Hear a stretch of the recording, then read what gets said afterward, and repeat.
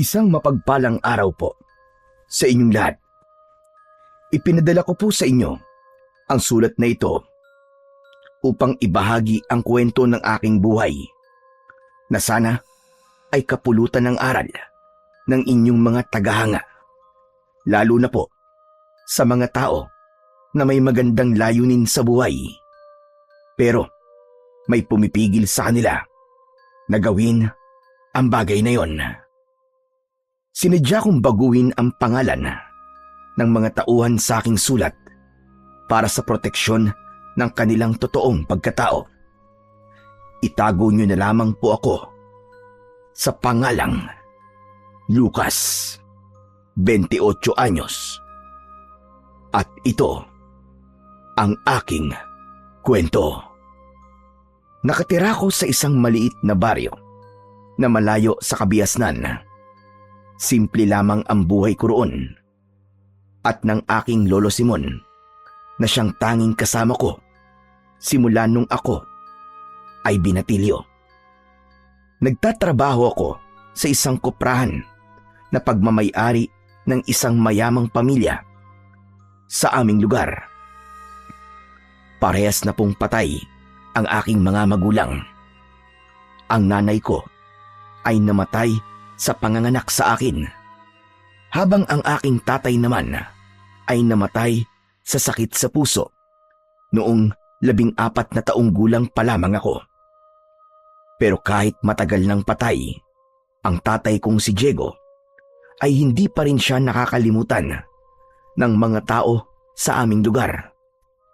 Yun ay dahil sa isang kilalang manunugis ng mga aswang ang tatay ko nung nabubuhay pa siya. Kung tawagin nga siya, ay isang mananabas. Bukod sa isang manunugis at mananabas, ay isa ring mahusay na panday, si tatay. Kaya niyang gumawa ng iba't ibang sandata, gaya ng itak, pana, patalim, at kung ano-ano pa. Isang umaga, gaya ng aking nakasanayan, ay maaga akong nagising. Naabutan ko si Lolo Simon sa likod ng bahay habang naglalaga ng kamote. Grabe!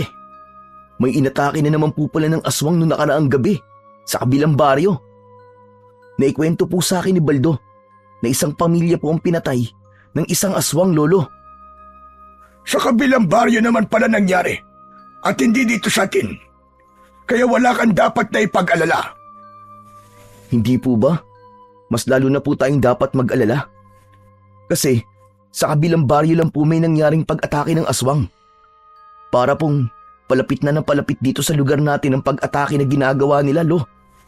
Hindi po malabo na baka sa mga susunod na araw ay dito na po sila sa lugar natin magasik ng lagim.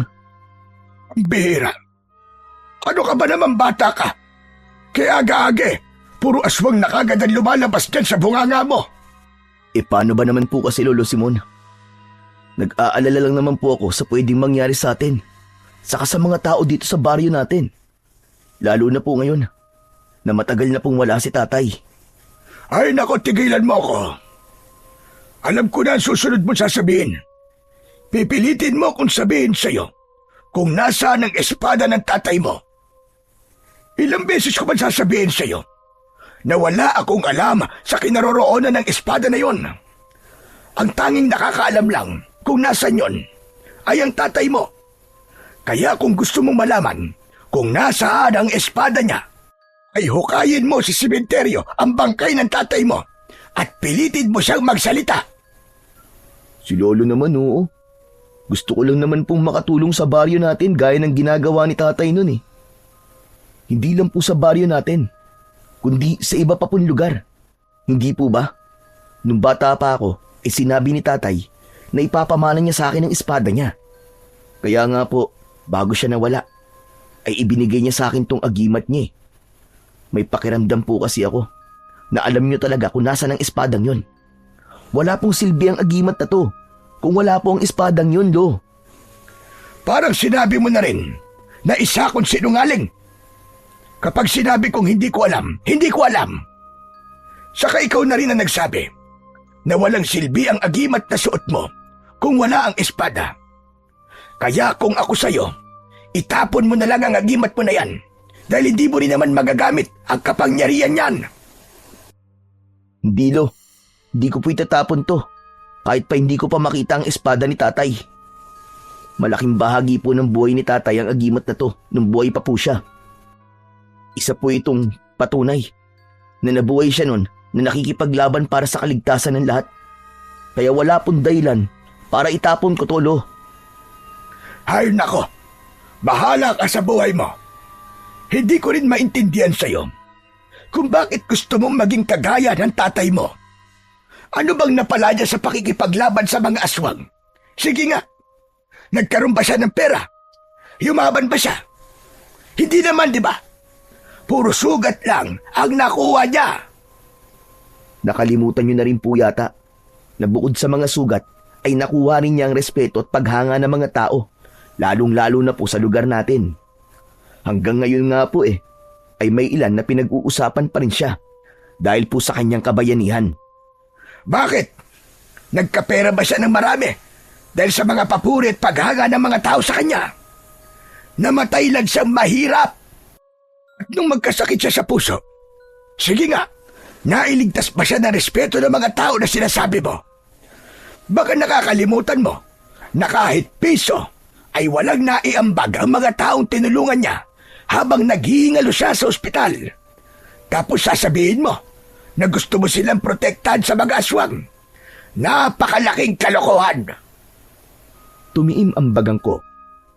Gusto ko pa sanang ipaliwanag kay Lolo Simon ang dahilan ko kung bakit gusto kong sundan ang yapak ni tatay. Pero alam ko na kahit na anong sabihin ko sa kanya ay hindi niya ako maiintindihan. Kahit nung buhay pa si tatay, ay ayaw na ayaw talaga ni Lolo Simon sa pagiging manunugis ni tatay. Ang dahilan niya kasi ay iginapang niya ang pag-aaral ni tatay hanggang makatapos ng kolehiyo ito, hindi para makipaglaban sa aswang.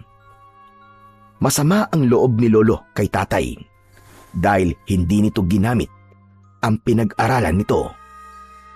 Bumalik na lang ako sa loob ng aming kubo. Umupo ako sa isang sulok at hinawakan ko ang agimat na nakasabit sa aking leeg. Tandang-tanda ko pa nung araw na ibinigay yon sa akin ni tatay. Nasa ospital siya at sa hindi malamang dahilan ay bigla siyang lumakas. Doon na niya ibinigay sa akin ang agimat. Aniya, ay panahon na para akuin ko ang responsibilidad na matagal na niyang dinadala. Magkapartner ang agimat at espada ng tatay ko. Ang agimat ay natagpuan ni tatay mula sa isang bulalakaw na bumagsak sa likod ng bahay namin. Kasama sa bulalakaw na yon ang malaking piraso ng bakal na pinanday niya at ginawa niyang espada. Nagiging aktibo ang taglay na kapangyarihan ng espada kapag ang may hawak nun ay suot ang agimat. Ang sabi sa akin noon ni tatay ay mula sa langit ang bulalakaw na yon upang maging instrumento ng pag-asa na may katapusan pa ang kasamaan ng mga aswang. Isa raw yung simbolo na kailanman ay hindi mananalo ang kasamaan laban sa kabutihan. Matapos naming mag-almusal ni Lolo Simon, ay umalis na ako para magtungo sa aking trabaho. Papasok pa lang ako sa taniman ng niyog nang salubungin ako ng matalik kong kaibigan na si Baldo na isang beki. Gaya ko ay nagtatrabaho rin siya sa koprahan. Mas malaki ang katawan niya sa akin dahil bata pa lang nang magsimula na siyang magtrabaho. Good morning, Lucas. Bakit early morning ay parang undas yung pagmumukha mo? Dapat ganitong morning, happy ka. Para buong maghapon kang masaya. Ano ka ba? Paano ba naman ako magiging masaya? Hindi pa rin pumapayag si Lolo sa gusto ko. Diyos ko, ano ba yan? Saan ba? Yung pagpapakasal ba natin dalawa ang tinutukoy mo? Sabihin mo kasi sa kanya na nagmamahalan talaga tayong dalawa at bibigyan natin siya ng napakaraming apo. Ikaw talaga, Baldo. Puro kakalokohan eh. Joke lang naman. Pinapatawa lang naman kita. Ang seryoso mo kasi masyado. Alam mo naman kung anong gusto kong gawin, di ba? Aba, oo naman.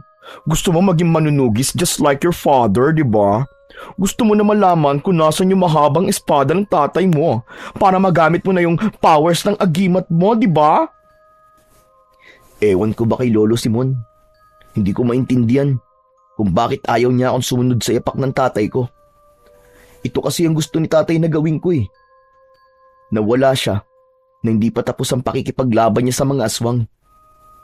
Hanggang ngayon ay buhay pa rin si Lucrecia at hindi natin alam kung nasa na siya ngayon. Pero hindi ba? Sobrang sugatan si Lucrecia nung huling laban nila ng father mo. Saka, after ma-dead ng tatay mo, hindi na bumalik dito si Lucrecia.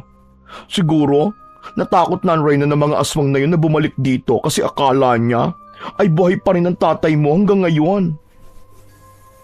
Posible nga yung sinabi mo.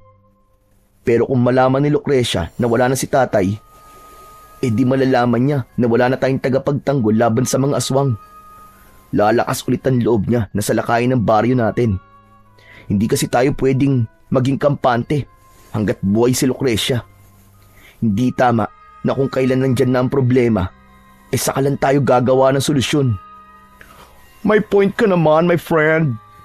Pero naiintindihan ko rin naman si Lolo Simon kung bakit ayaw niya na maging manunugis ka. Biruin mo? Magfa-fight ka sa mga nakakalokang aswang na yan?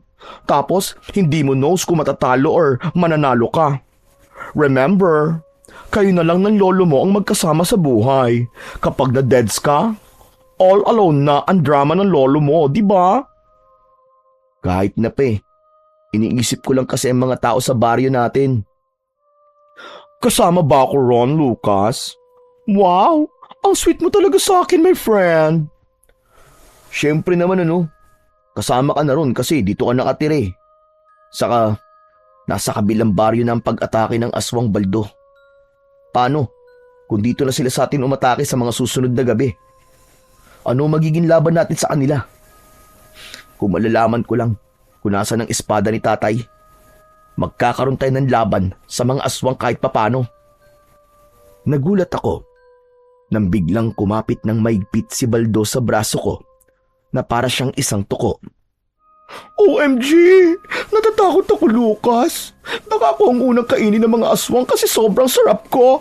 I mean, maiintindihan ko naman sila kung gusto nila akong kainin kasi sa itsura ko pa lang ay masasabi na nila na malinamnam ako. Pero ayoko mamatay na isa akong birhen. Lucas, please. Kapag nag-attack ang mga aswang, ay protektahan mo ako, ha? For sure, magluluksa ang lahat kapag na-teggy bells ako. Kasi wala na maganda sa baryo natin. Ako pa talaga ang dapat magprotekta sa'yo, ha? Mas malaki nga ang braso mo kaysa sa akin, eh. Parang sa itsura mo, ikaw ang dapat na makipaglaban sa mga aswang. Kasi mas kaya mo silang bugbugin. Aray ko, grabe ka naman magsalita sa isang Diyosa na kagaya ko. Pero, problema ko talaga itong malalaki kong braso eh. Bakit kasi ako nakulong sa ganitong katawan? Ano ba yan? Ang gusto ko kasing body ay yung 20 ang bewang ko. Tapos, kasing nipis ng tingting ang mga braso ko. Asa ka pa na mangyayari yan. Saka, sa bigat ng mga koprang binubuhat natin, ay talagang lalaki ang katawan natin dito. Alam mo, mabuti pa. Magsimula na tayo magtrabaho. Baka mamaya mapagalitan na naman tayo ng boss natin. Kasi puro tayo daldalan. Sinimulan na namin ni Baldo ang pagtatrabaho. Tumulong kami sa pagsasakay ng mga sako-sakong kopra sa truck. Dinadala yon sa mga pabrika ng sabon sa syudad. Pero hindi ko masyadong dama ang bigat ng trabaho dahil sa mga pagpapatawa ni Baldo. May ilan na tumataas ang kilay sa pagkakaibigan naming dalawa ni Baldo dahil sa kasarian niya. Pero para sa akin, walang problema na makipagkaibigan sa kagaya ni Baldo kahit isa kong tunay na lalaki. Komportable ako kay Baldo at alam ko na isa siyang totoong kaibigan na maaasahan at mapagkakatiwalaan. Kahit nga noong mga bata pa kami, ay siya ang nagtatanggol sa akin kapag merong umaaway sa akin. Isa pa, naniniwala ako na wala sa kasarian ng isang tao para piliin ko siyang maging kaibigan. Basta magkasundo kayo at komportable kayo sa isa't isa, ay sapat ng dahilan yon para maging magkaibigan ang dalawang tao. Matapos ang maghapong pagtatrabaho, ay magkasabay na kaming umuwi ni Baldo. Habang naglalakad kami, ay napag-usapan namin ang tungkol sa nangyaring pag-atake ng aswang sa kabilang baryo.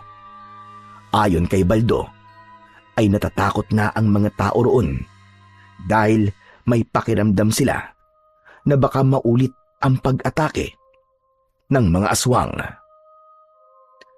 Kung buhay lang sana si tatay, paniguradong hindi makakaramdam ng ganong takot ang mga tao. Sigurado ako na agad niyang tutugisin ang mga aswang na yun. Sinabi mo pa, my friend. Isa kaya ako sa iniligtas ng tatay mo dati. Malinaw na malinaw pa sa memory ko na muntik na akong lapain ng isang aswang na bigla na lang pumasok sa bahay ko tapos sumigaw ako ng super lakas. Sobrang lakas talaga. Narinig din ng father mo. At to the rescue siya kaagad. Pero alam mo, dapat lang talaga na sumunod ka sa yapak ng tatay mo bilang isang aswang slayer eh. Nasa iyo na ang agimat niya, di ba? Ang kulang na lang ay ang espada niya. Hindi ko nga alam kung nasa ng espada ni tatay eh. Nang mamatay siya, hindi ko na yun nakita.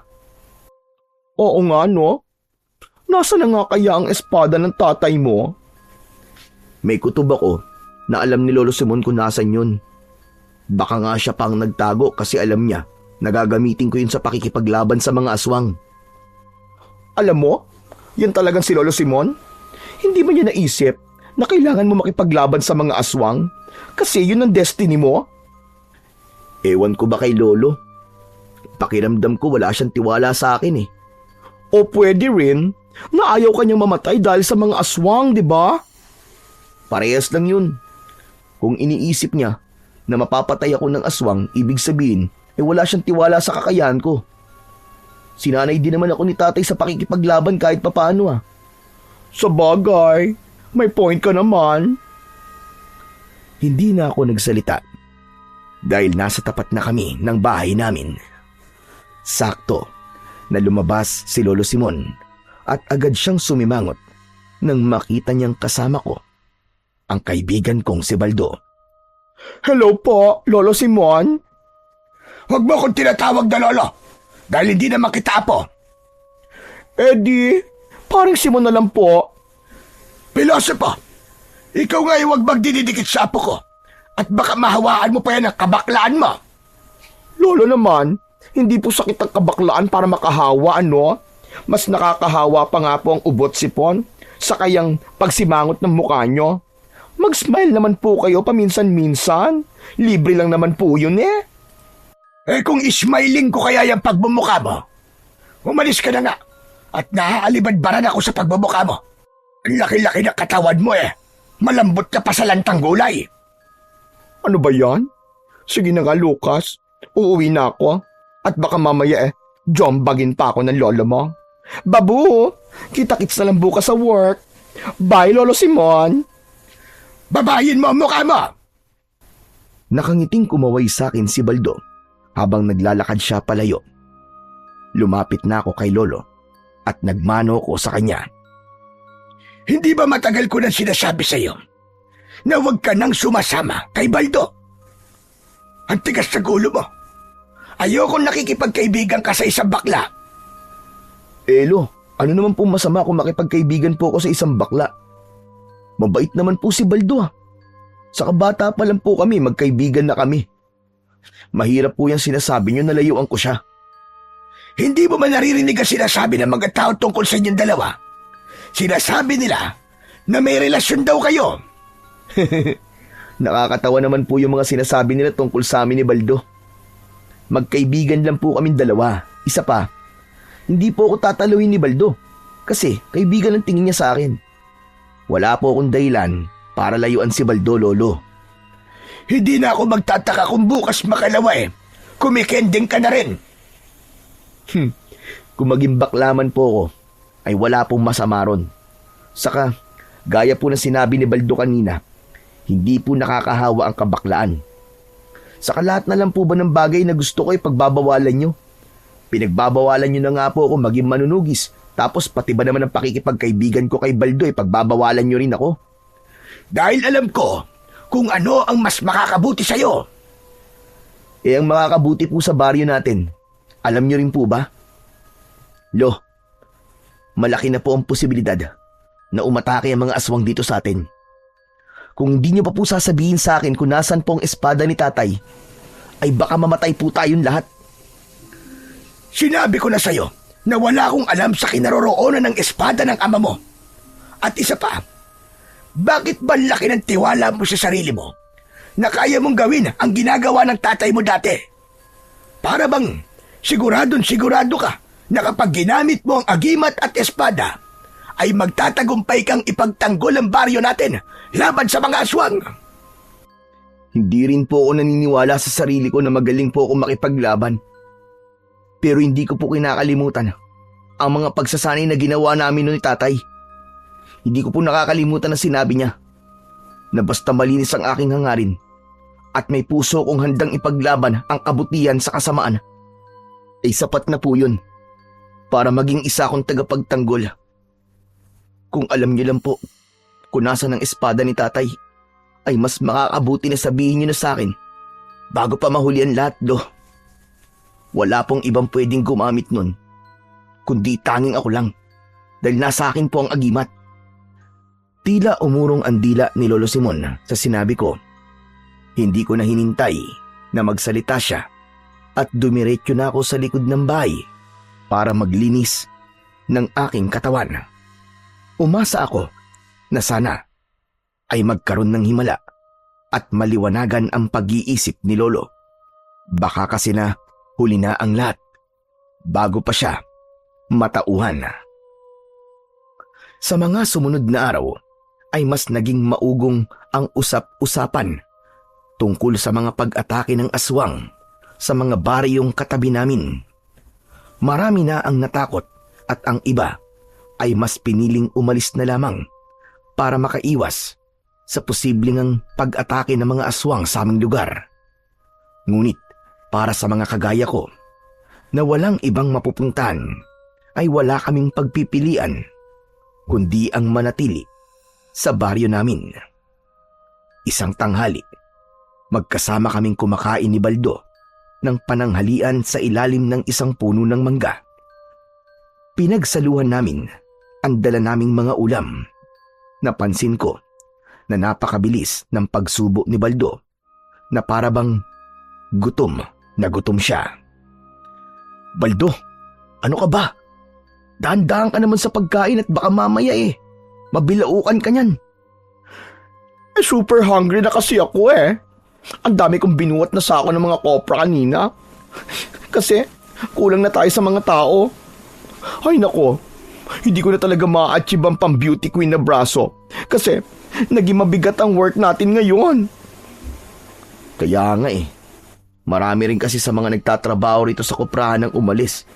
Kasi nga, natatakot na sila na baka mamaya dito na sa baryo natin na sunod na atakihin ng mga aswang. Hindi ko rin naman sila masisisi, Kahit nga ako gusto ko nang umalis dito sa atin kaya lang, saan naman ako pupunta, Dava? Mag-isa lang ako sa life. Yung mga sister and brother ko, hindi ko na knows kung nasan lupalop na sila ng earth. Ay teka, maiba ako. Kumusta na pala yung paghahanap mo sa espada ng tatay mo? Ayun, Wala pa rin akong ideya kung nasan. Alam mo, pakiramdam ko talaga. Si Lolo Simon lang ang makakasagot kung nasan ang espada ni tatay. Ay nako, ewan ko ba dyan sa lolo mo? Hindi ba niya naiisip na kailangan mong espadang yon kapag umatak dito sa atin yung mga tsakang aswang na yon? Sino magtatanggol sa atin? Ay, ano ba yan? OMG! Ayoko ma-deads nang dahil sa mga aswang na yun, ha? Kaya nga palagi kong ipinagdadasal na sana. Kung may alam talaga si Lolo, ay sabihin niya na sa akin. Don't worry, my friend. Isasama ko rin yan sa mga dasal ko. Kasama ng dasal ko na sana ay wag nang magalit sa mga baklaan lolo mo. Grabe siya, ha? Ang tanda-tanda na niya kaya. Dapat maging mabait na lang siya sa iba. Mabait naman talaga si Lolo Simon eh. Alam ko, mahal niya ako. At nag-aalala lang siya sa akin. Pero may mga paniniwala kasi siya na para bang hindi na bagay sa panahon natin sa ngayon. Ay nako, ewan ko. Basta ang wish ko ay wag nang umatake ang aswang dito sa baryo natin. Ayoko masira ang beauty ko nang dahil sa stress sa mga aswang na yan. Ngunit ang hiling na yun ni Baldo ay hindi nagkaroon ng katuparan. Dahil kinagabihan ay nangyari na nga ang kinatatakutan naming lahat. Isang aswang ang umatake sa isang bahay na malapit sa bahay namin. Nagising kami ni Lolo Simon sa paghingi ng saklolo ng mga taong nakatira doon. Kusang gumalaw ang katawan ko. Nagmamadali akong bumangon at dumiretso ko sa kusina. Naghanap ako ng maaari kong gamitin na sandata. At nang nakita ko ang nakasabit na itak, ay agad ko yung kinuha. Malalaki ang mga hakbang na tinungo ko ang pinto. Pero bago pa ako makarating doon, ay humarang sa unahan ko si Lolo Simon.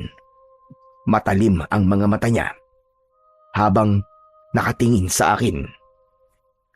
At ano sa tingin mo ang gagawin mo? Lolo, kailangan ko pong tulungan yung inaatake ng aswang. Hindi niyo po ba naririnig ang paghingi nila ng saklolo? Hindi ako bingi, kaya naririnig ko. Kung ganun, Lolo Simon, palabasin niyo na po ako at hayaan niyo po akong tulungan sila. Nahihibang ka na ba talaga, Lucas? Gusto mo na ba talaga mamatay? Ano naman laban mo sa mga aswang? Sa tingin mo ba ay matutulungan ka ng agimat na nasa leg mo? Alam ko po na wala po itong silbi dahil wala po sa akin ang espada ng tatay ko. Pero wala po akong pakialam. Gusto ko pong tumulong. Sige, ipilit mo yung gusto mo. Pero ito ang tandaan mo. Sa oras na lumabas ka ngayong gabi, ay di ka na makakabalik dito sa loob ng aking pamamahay. Matiim kong tinitigan si Lolo Simon. Naglaban ang aming mga tingin. Ipinaramdam ko sa kanya ang kagustuhan kong tulungan ang mga inaatake ng aswang. Alam ko na sa pag-uusap namin na yon ay nagsasayang lang ako ng oras dahil bawat segundong lumilipas ay importante. Malaki ang posibilidad na kapag hindi ako lumabas ay magiging huli na ang lahat. Pasensya ka na, Lo. Pero hindi ko kayang walang gawin kahit alam ko may magagawa ko para tulungan ang mga taong inaatake ng mga aswang. Sige, gawin mo yung gusto mo. Hindi ako nagbibiro. Hindi ka na talaga makakapasok sa bahay na ito. Kapag sinuway mo ko, tandaan mo yan.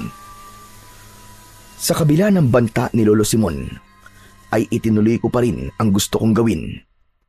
Nilagpasan ko siya at pagbukas ko ng pinto ay nagmamadali akong tumakbo papunta sa bahay na inaatake ng aswang. Hindi ko na muna inisip kung talaga bang palalayasin ako ni Lolo Simon dahil ang tanging nasa utak ko ng mga sandaling yon ay ang iligtas ang mga tao laban sa aswang. Habang tumatakbo ako, ay mahigpit kong hinawakan ang agimat na nakasabit sa akin leeg. Alam ko na walang bisa ang kapangyarihan mo kung hindi ko hawak ang makapangyarihang espada.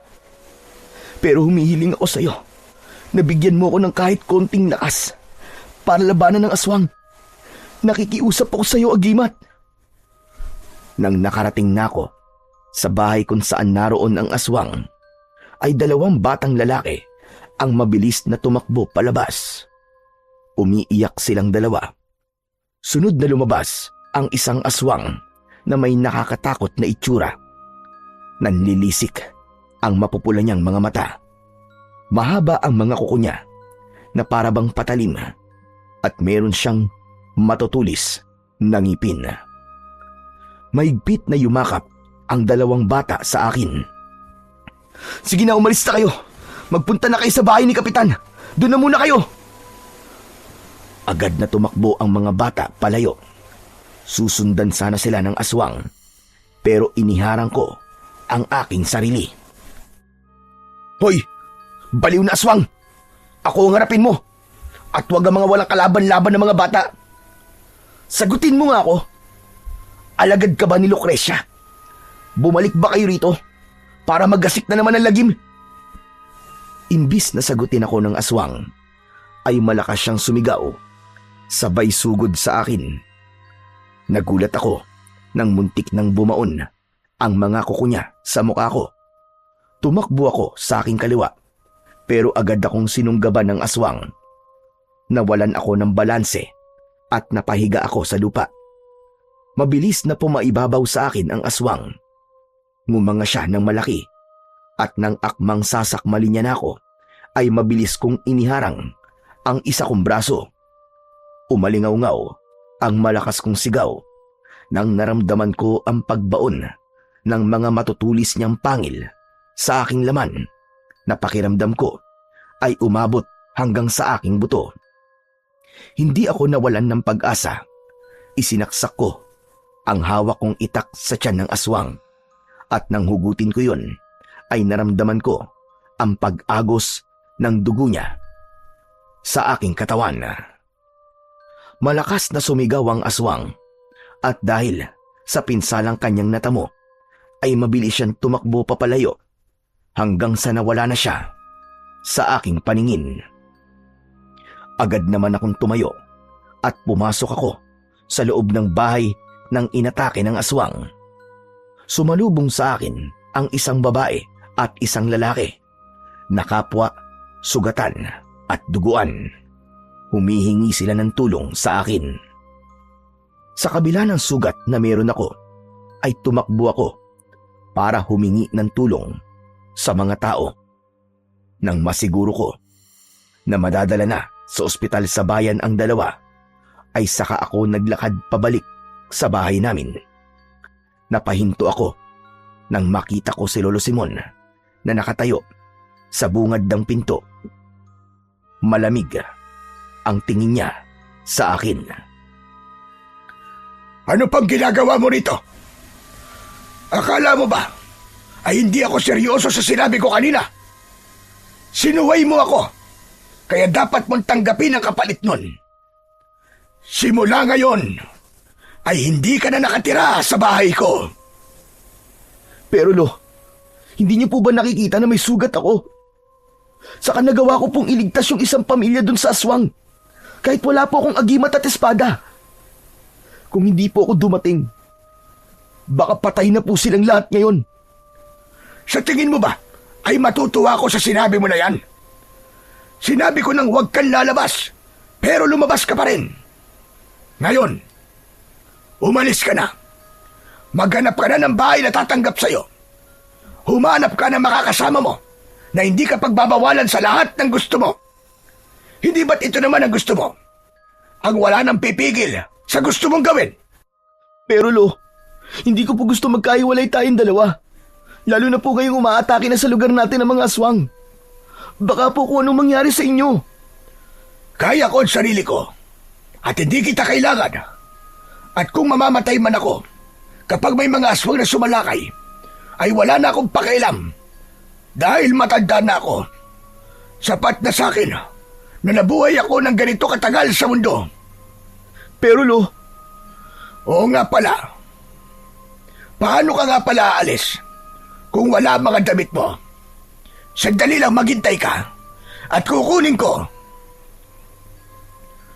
Pumasok si Lolo Simon sa kwarto namin habang ako ay nanatiling nakatayo sa labas at nangingilid ang luha. Hindi ako makapaniwala na seryoso si Lolo sa sinabi niya na kapag sinuway ko siya ay hindi na ako makakabalik sa bahay niya. Ang buong akala ko ay sinabi lang niya yon para takutin ako at wag kong ituloy ang pagtulong sa pamilyang inatake ng aswang. Maya-maya pa ay bumalik na si Lolo Simon sa may pintuan. Ibinato niya ang mga damit ko sa aking paanan kasama ang isang lumang bag. Lo, parang awa mo naman, no? Huwag niyo naman po itong gawin sa akin. Wala po ako mapupuntahan. Sana naisip mo yan bago mo ginawa ang gusto mo. Binalaan na kita, di ba? Pero hindi ka nakinig sa akin. Hindi porke apo kita ay hindi na kita kayang palayasin. Ginagawa ko ito para maintindihan mo na lahat ng pagsuway mo sa akin ay merong mabigat na kaparusahan. Kaya kung ako sa'yo, umalis ka na at dalhin mo lahat ng mga damit mo. Nang sandaling yon, ay hindi ko naramdam ang sakit ng sugat sa aking braso. Mas ramdam ko ang sakit ng mga salita ni Lolo Simon na para bang mga patalim na tumatarak sa aking dibdib. Wala akong nagawa kundi ang pulutin ang mga damit ko at ilagay yon sa bag. Pinigilan ko ang aking mga luha. Nang mailagay ko na ang lahat ng damit sa bag, ay tinignan ko muna si Lolo Simon at baka biglang magbago pa ang isip niya. Pero wala akong nakitang emosyon sa kanyang muka. Tumalikod na ako at naglakad palayo sa aming bahay. Umasa ako na panandalian lamang yon at isang araw ay pababalikin pa rin ako ni Lolo sa aming bahay para muli kaming magkasama. Wala akong ibang naisip na puntahan kundi ang kaibigan kong si Baldo. Nagtungo ako sa bahay niya at kumatok ako sa pinto. Matagal bago niya yung binuksan dahil mukhang tulog na siya. Nagulat ako nang bumukas ang pinto at bumulaga sa akin si Baldo na puting-puti ang muka. Baldo naman, ano ba yung nasa mukha mo? Akala ko multo kay. Ano ka ba? Face cream ang tawag dito, no? Inilalagay ko to bago ako mag-sleeping beauty para pagkagising ko sa morning ay fresh ang aking hugis bigas na mukha. Anong hugis bigas ang pinagsasasabi mo? Puro kanto nga yung mukha mo eh. Ouch! Grabe ka talaga sa akin, my friend Pero ano palang ginagawa mo rito? OMG! Ano yan? Tumudugo ang braso mo! What happened? Oh, kita mo na yan? Sa sobrang himbing ng tulog mo, hindi mo alam na may isang pamilya dito sa atin ang sinalakay ng aswang. Hala! True bells ba yan? Ibig bang sabihin nakipaglaban ka sa mga aswang kaya may sugat ka? Isang aswang lang naman. Pero nasaksak ko siya ng itak sa tiyan, kaya tumakas siya. Wow! Nakaka-proud ka naman, my friend. Ang tapang-tapang mo talaga. Ano nga bang ginagawa mo rito? Pwede bang sa loob na tayo mag-usap, Baldo? Okay. No problem. Halika, pasok ka sa aking mansyon. Nilakihan ni Baldo ang pagkakabukas ng pinto at saka ko pumasok. Naupo ako sa mahabang upuan na nasa maliit niyang sala. Hindi na muna ako kinausap ni Baldo. Kumuha siya ng bulak at betadine para linisin niya ang sugat ko. Habang nililinis ni Baldo ang sugat sa braso ko, ay doon na siya nagsimulang magtanong. My friend, sagutin mo na ang tanong ko. Anong ginagawa mo rito at may dala ka pang bag? Para ka namang nag-alsabalutan sa atake mo Pinalayas kasi ako ni Lolo sa bahay namin What? Totoo ba yan? Sa tingin mo ba nagbibiro pa ako sa lagay na to? May dala na nga akong bag, di ba? Ang ibig ko sabihin ay hindi ako makapaniwala na magagawa kang palayasin ni Lolo Simon. Aba, ano ba kasing ginawa mo para palayasin kanya, my friend? Nakakaawa ka naman. Paano? Pinigilan niya ako kanina na tulungan ko yung pamilyang inaatake ng aswang. Ang sabi niya, kapag itinuloy ko ang gusto ko, palalayasin niya ako. Kilala mo naman ako, Baldo, di ba? Hindi ko kayang walang gawin kapag alam ko may nangangailangan ng tulong. Saka, nagmana nga yata talaga ako sa tatay ko. Kaya nang narinig ko yung pagsigaw ng mga inaatake ng aswang, ay hindi ko na napigilang lumabas ng bahay. Akala ko kasi, nagjo-joke lang si Lolo nun eh. Yung pala seryoso siya. Kaya eto, pinalayas niya talaga ako. Naku, nakakaawa ka naman pala talaga, my friend. Hindi ko ine-expect ha, na aabot sa ganito ang lahat. Paano ka niyan? Saan ka natitira ngayon? Oh, tapos ko nang linisin ang sugat mo. Mabuti at tumigil na ang pagdurugo. Maraming salamat, Baldo ah. Pero kaya nga ako nandito sa bahay mo kasi dito sana muna ako makikitira sa'yo.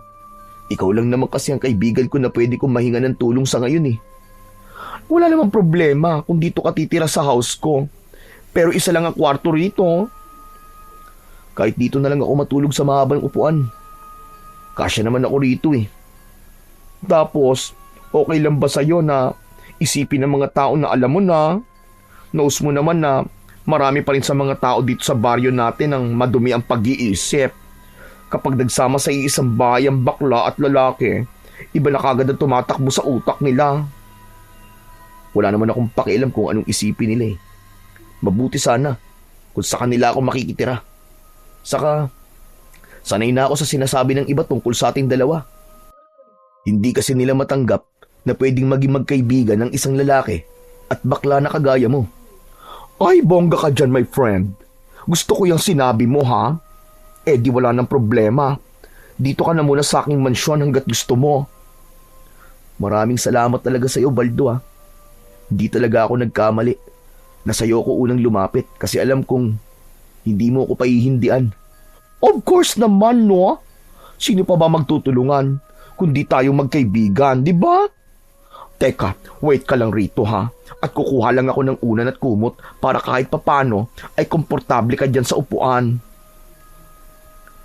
Nang pumasok si Baldo sa maliit niyang kwarto, ay napatitig ako sa kawalan. Bumalik sa alaala ko ang lahat ng sinabi ni Lolo Simon sa akin kanina. Hanggang sa sandaling yon, ay ramdam ko pa rin ang galit niya sa akin. Hindi pa rin ako makapaniwala na aabot kami sa pagpapalayas niya sa akin dahil sa sinuway ko ang gusto niya. Ngunit ganun pa man, wala akong pinagsisisihan sa aking ginawa dahil isang pamilya ang nagawa kong iligtas mula sa mga aswang. Simula noon ay sa bahay na ni Baldo muna ako nanirahan. Hindi kami nagkamali sa aming sinabi dahil nang malaman yun ng mga tao ay inisip nila na nagsasama na kami ni Baldo bilang magkarelasyon. Pero tinatawanan na lang namin ang bagay na yon dahil alam naman namin kung ano ang totoo. Hindi ko na binigyan ng pansin ang sinabi ng mga tao dahil wala naman silang maitutulong sa sitwasyon at sa problema ko. Ngunit bukod doon ay pinag-usapan din ng mga tao ang pagliligtas ko sa pamilyang inatake ng aswang. Natuwa ako kasi nakauwi na mula sa ospital ang mag-asawa na nasugatan ng dahil sa aswang. May mga nagsabi na may pag-asa pa pala ang aming baryo. Meron ding mga nagsabi na masaya sila para sa akin dahil mukhang unti-unti ko nang sinusundan ang yapak ng aking tatay. Sa kabila ng pagpapalayas ni Lolo Simon sa akin, ay hindi ko pa rin siya nakalimutan. Kahit alam ko na galit siya sa akin, ay nag-aalala pa rin ako sa kanya kung meron ba siyang kinakain. Kaya isang hapon, matapos kong magtrabaho, ay dumiretso ako sa talipapa para ibili si Lolo ng makakain niya. Bumili rin ako ng bigas, ilang piraso ng dilata, itlog, gulay at isang buong manok. Matapos yun ay nagpunta ako sa bahay namin. Bago ako kumatok ay huminga muna ako ng malalim at nag-ipon ako ng lakas ng loob. Nang kumatok ako ay agad na bumukas ang pinto. Pagkakita sa akin ni Lolo Simon ay bumakas ang inis sa mukha niya. Isasarado niya sana ang pinto pero agad ko yung pinigilan gamit ang isa kong kamay. Lolo, teka, sandali lang po. Huwag po kayong mag-alala. Wala naman po ako rito para pilitin po kayo na pabalikin ako. Hindi ba't pinalayas na kita? E ano pang ginagawa mo rito? Bakit? May mga nakalimutan ka pa bang gamit? Wala po, Lo. Dinalhan ko lang po kayo ng mga pagkain. Nag-aalala po kasi ako sa inyo kasi alam ko po na wala po kayong pagkukunan ng pagkain eh. Nakalagay po rito sa bayong ang lahat po ng binili ko para sa inyo, Lo. Iniisip mo ba na hindi ko kayang kumita ng pera para meron akong pambili ng pagkain? Para may malalamon ako? Baka nakakalimutan mo na nagtatanim ako ng gulay sa likod. Yun ang ibinibenta ko para meron akong panglaman sa sikmura ko. Hindi ko kailangan ng tulong mo. Pero Lo, binili ko po talaga ang mga ito para sa inyo eh. Kahit kailan talaga, hindi ka marunong makaintindi. Hindi ko sabi kailangan ng tulong mo. Umalis ka na at dalhin mo na yung bayong mo. Magsasalita pa sana ako pero malakas akong itinulak ni Lolo Simon. Nang napaatras ako ay malakas niyang isinarado ang pinto. Paulit-ulit akong kumatok sa pinto at umasa ako na kukunin ni Lolo ang mga pagkaing binili ko para sa kanya. Lo, buksan niyo po ang pinto, Lo. Hindi ko po ito binili para sa inyo para pabalikin niyo po ako rito sa bahay niyo. Alam ko po, Lo, na kailangan niyo po ang mga to. Iiwan ko na lang po itong bayong dito sa labas, Lo, ha. Aalis na po ako.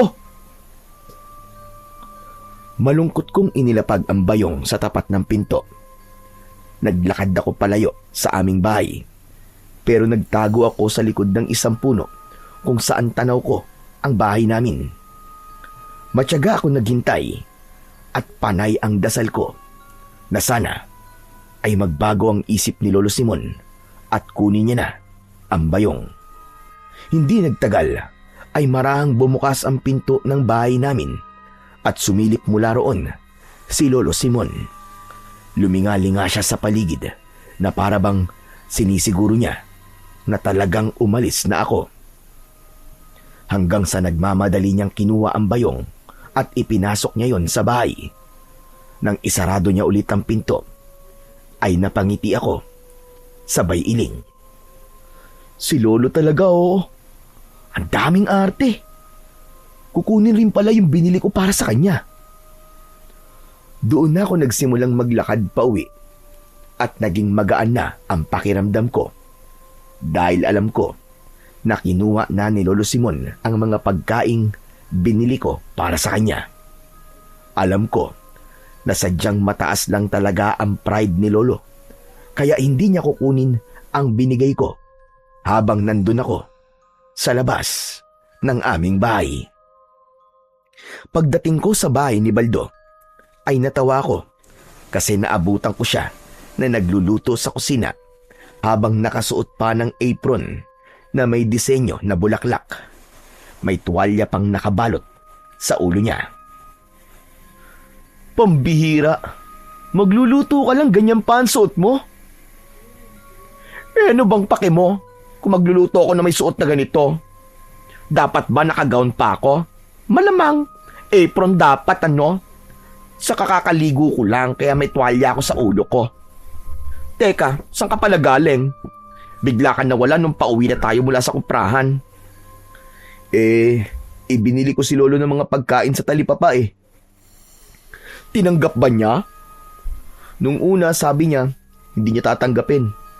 Pero iniwan ko yung mga binili ko sa labas ng bahay namin. Tapos, nagkunwari akong umalis na. Nagtago ko. Hindi alam ni Lolo na nakita ko siyang kinuha yung bayong na may laman ng mga binili ko. Naku ha, ang dami talagang alam na kaartehan ni Lolo Simon. Pero hanga pa rin ako sa iyo, my friend. Biruin mo, pinalayas ka na't lahat ng lolo mo ay hindi mo pa rin siya kayang tiisin. Talagang may pa-helping hands ka pang nalalaman sa kanya. Siyempre naman Baldo, no? Lolo ko pa rin siya kahit balibaligtarin pang mundo. Saka alam ko, nagalit lang siya sa akin kaya niya ako pinalayas. Kapag nakapag-isip-isip yun, panigurado, napababalikin din niya ako. Ay oo nga pala, bumili rin ako ng bigas natin para dito. Nakakahiya kasi na nakatira ako sa'yo, tapos wala man lang akong iaambag. Ay mabuti naman. Ay, joke lang, ano ka ba? May tumulong ba na humingi ng kapalit? Kahit na Baldo, kailangan ko pa rin mag-ambag sa mga gastos mo rito. Ikaw ang bahala, my friend, kung gusto mo. Basta hindi kita inuobliga na mag-ambag sa mga gastos ko rito, ha? Pero my friend, maiba ako. Paano mo nga pala niyan mahahanap ang espada ng tatay mo? For sure, mahihirapan ka na lalong hanapin yon kasi wala ka na sa bahay nyo, di ba? Isa pa nga yan sa problema ko talaga, Baldo eh. Di ko na alam kung paano ko yun mahanap. Malakas kasi talaga ang kutob ko na si Lolo Simon lang ang makakapagsabi sa akin kung nasan yun. Alam mo my friend, imbis na palagi mong isipin na ang lolo mo ang sagot kung paano mo malalaman kung nasan ang espada, ay mag-isip ka na lang ng ibang paraan. Knows mo naman na kahit alam ni Lolo Simon ang kinaroroonan ng espada, ay hindi niya talaga sasabihin yun kasi nga ayaw niyang maging manunugis ka. Ano namang paraan ang gagawin ko, Baldo? Kausapin mo kaya ang tatay mo. Sabihin mo sa kanya na magpakita siya sa panaginip mo at doon niya sabihin kung nasaan ang espada. Diba? Parang imposible naman yan, my friend. Simula na mamatay siya, hindi siya nagpakita sa panaginip ko ni minsan. Try mo lang, ano ka ba? Malay mo gumana, diba? Kung hindi gumana, at least sinubukan mo. Ewan ko sa'yo, puro ka talaga kalokohan eh. Hoy, hindi kalokohan yun, no? Alam mo ba, nung kailangan ko yung titulo ng lupa namin, ay sinabi ko talaga sa nanay ko na magpakita siya sa panaginip ko. At sabihin niya sa akin kung nasaan ang titulo ng bahay namin. O tapos ano, nagpakita ba sa panaginip mo yung nanay mo at sinabi niya kung nasaan yung titulo ng lupa nyo? Hindi. Naalala ko kasi na wala palang titulo tong lupa namin, no? Ewan ko sa'yo. Seryoso ako nakikipag-usap sa'yo tas puro kakalokohan. Seryoso rin naman ako ah. Alam mo Lucas, wala nang imposible dito sa Earth, no? Kaya kung gusto mo talaga malaman kung nasan yung espada, ay gawin mo ang lahat ng kaya mong gawin para mahanap yon. Kahit yung mga imposibleng paraan pa. Isang malalim na paghinga ang pinakawalan ko dahil pakiramdam ko ay nauubusan na ako ng pag-asa na makikita ko pa ang mahiwagang espada ni tatay. Alam ko kasi na kailangan ko na yung makita sa lalong madaling panahon dahil malaki ang posibilidad na may aswang na muling aatake sa baryo namin. Ang ikinakatakot ko pa ay baka si Lucrecia na ang sunod na magpunta sa aming baryo at kapag nangyari yon, ay baka yun na ang maging katapusan naming lahat.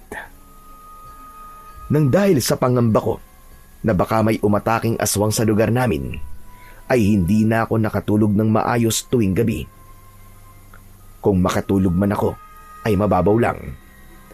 Agad akong nagigising kapag may naririnig akong kaluskos o di naman kaya ay ingay sa labas. Isang araw, wala kaming pasok ni Baldo sa koprahan, kaya nagkaroon kami ng oras para magtungo sa ilog. Dala namin ang marurumi naming damit dahil dun namin yun lalaban. Nang makakita kami ng magandang pwesto, ay sinimulan na namin ang paglalaba. Bukod sa amin, ay may mangilan-ngilan ding naglalaba sa iba't ibang bahagi ng ilog. Sa gitna ng aming paglalaba ay may inginuso sa akin si Baldo. Ano ba yun? Bakit nguso ka ng nguso? Baka isipin ng mga taong makakakita sa'yo na nangihingi ka ng halik sa akin eh. As if naman na gusto kitang ikisan, no? Saka akala ko ba wala kang pakialam sa sinasabi ng ibang tao sa paligid natin. Basta Baldo, mas mabuti na yung wala silang makita na mali sa atin. Saka ano ba kasi yung inginunguso-nguso mo dyan? Si lolo mo kasi. Ayun oh.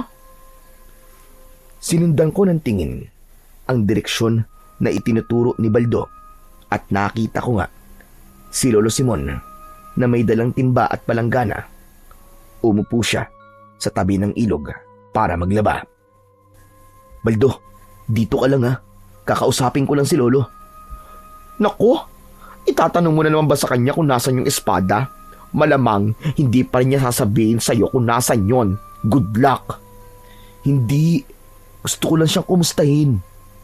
Ay nako, ikaw ang bahala. Good luck na lang talaga sa'yo.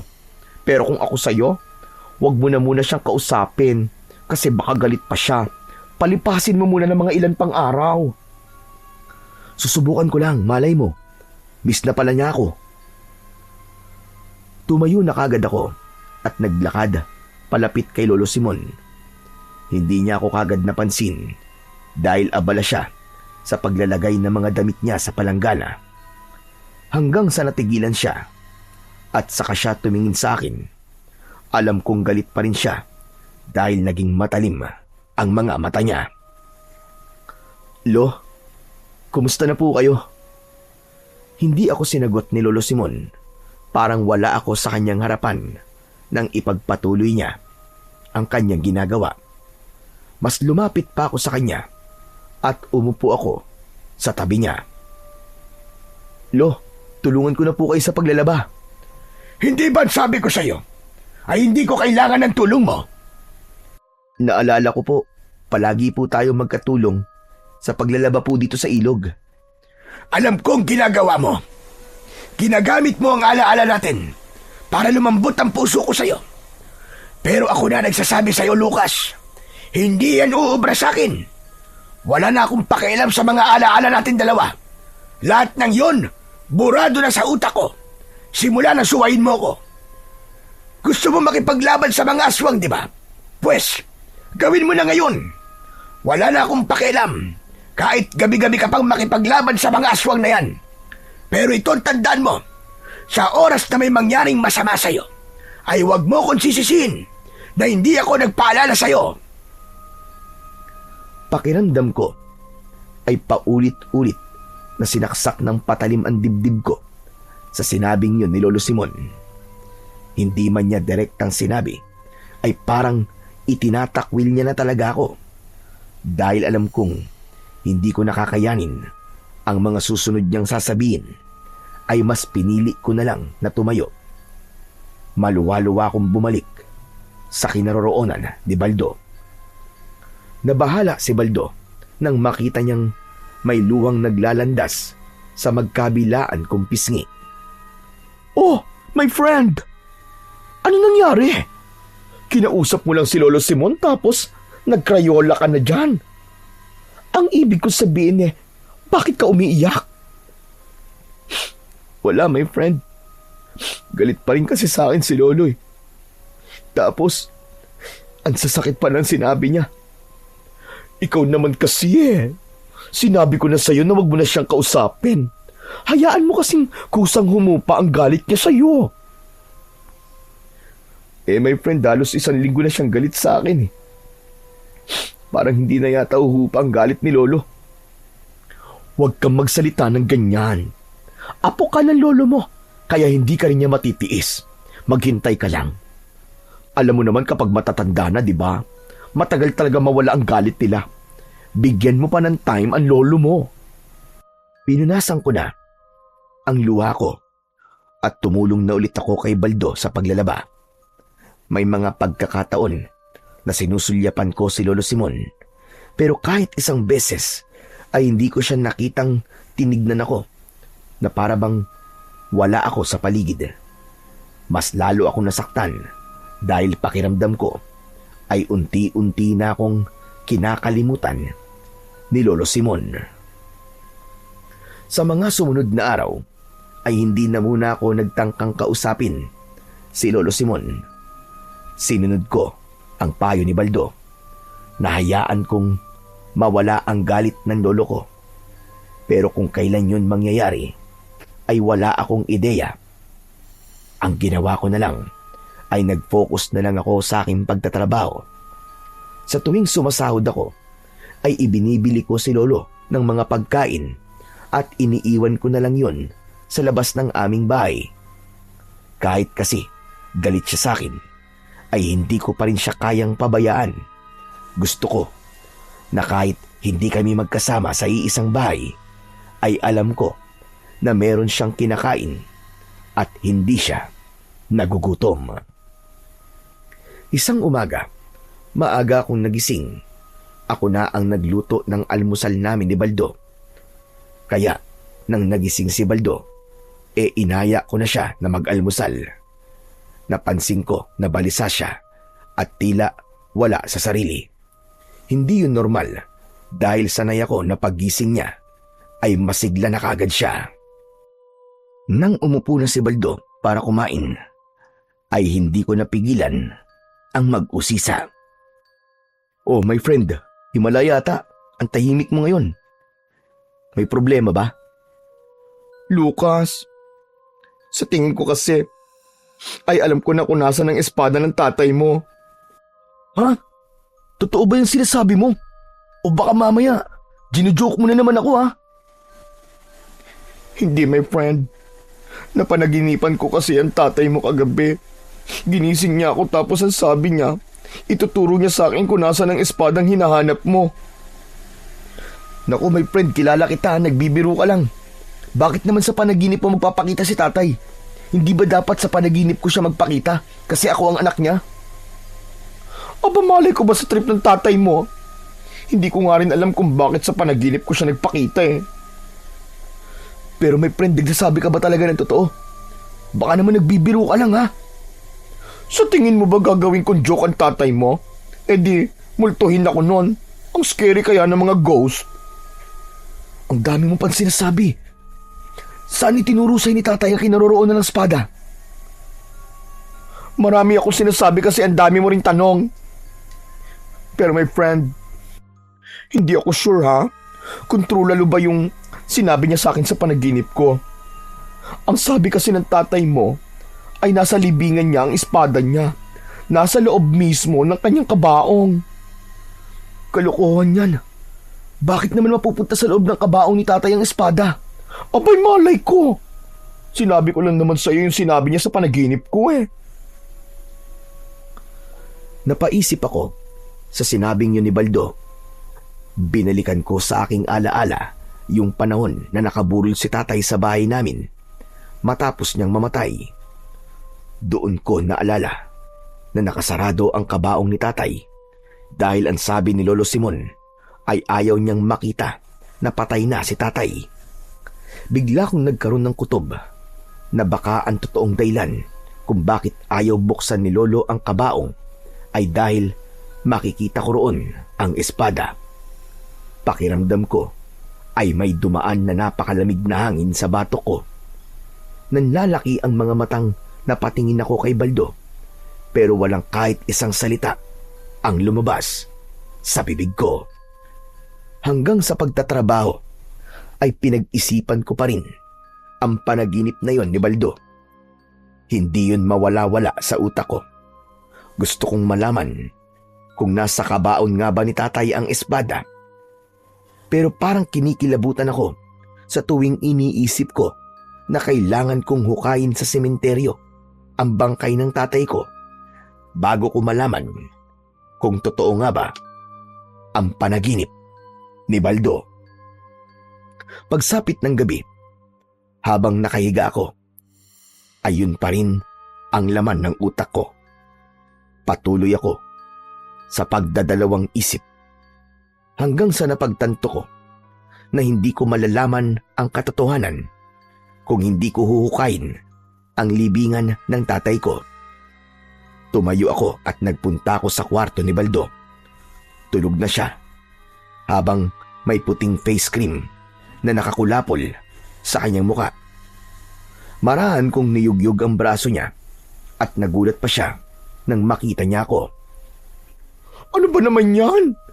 Akala ko kung sino namang gagahasa sa akin. Si Raulo, bumangon ka nga muna dyan, Baldo. May pupuntahan tayo. Nang ganitong oras talaga? Bukas na, Lucas. Inaantok pa ako eh. Hindi natin pwedeng gawin sa umagang gagawin natin ngayong gabi. Kasi baka may makakita sa atin. Hoy, Lucas ha? Hindi ko gusto yung nasa isip mo. Wag po. Hindi kita papatulan. Friend kita eh. Baliw! Maglinis ka nga ng isip mo at napakadumi na. Pupunta tayo sa sementeryo. Tulungan mo akong hukayin ang libingan ni tatay. Ano? Ayoko, nakakatakot naman yung naiisip mong gawin. Gusto ko lang naman malaman kung totoo nga yung napanaginipan mo. Sige na, samahan mo na ako. Ipapaalala ko lang sa'yo na kailangan natin makita yung espada para magkaroon na ako ng kakayahan na makipaglaban sa mga aswang. Sige ka, kapag hindi ko nakita ang espada at inatake ka ng aswang, hindi kita maililigtas. Ay grabe siya oh. Ang husay mo rin talaga man-blackmail, no? Oo na. Sasamahan na kita. Bakit ko pa kasi sinabi sa'yo yung panaginip na yon? Eh di sana, nag-i-sleep pa rin ako hanggang ngayon. Ano ba yan? Ang dami mo pang sinasabi, tara na. Napipilitang tumayo si Baldo. At pagkatapos ay nagpunta na kami sa likod ng bahay niya. Mula roon ay kinuha namin ang isang pala at piko. Nagdala rin si Baldo ng gasera para merong kaming ilaw kahit papano habang kami ay naglalakad. Tahimik ang gabing yon. Walang senyales na may mga aswang nasasalakay. Nang makarating kami sa sementeryo, ay agad naming hinanap ang libingan ni tatay. Maya-maya pa ay nakatayo na kami sa harapan mismo ng lupa kung saan nakalibing ang tatay ko. Lucas, my friend. Sure ka ba talaga sa gagawin natin? Oo naman, Baldo.